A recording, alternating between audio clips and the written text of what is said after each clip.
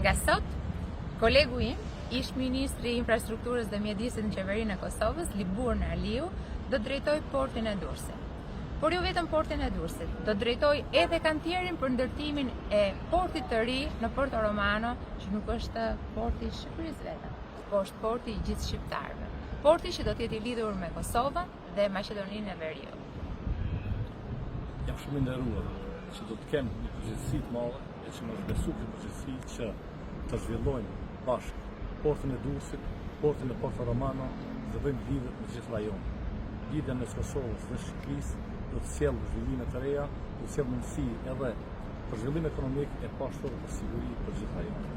Ndërkohë që unë jam shumë e lumtur dhe shumë e emocionuar që një koleg i mirë, të cilin e njoh se sa profesionist është dhe sa i dedikuar në punën e tij dhe mbi të gjitha në të gjitha çështjet që kanë të bëjnë me shqiptarinë.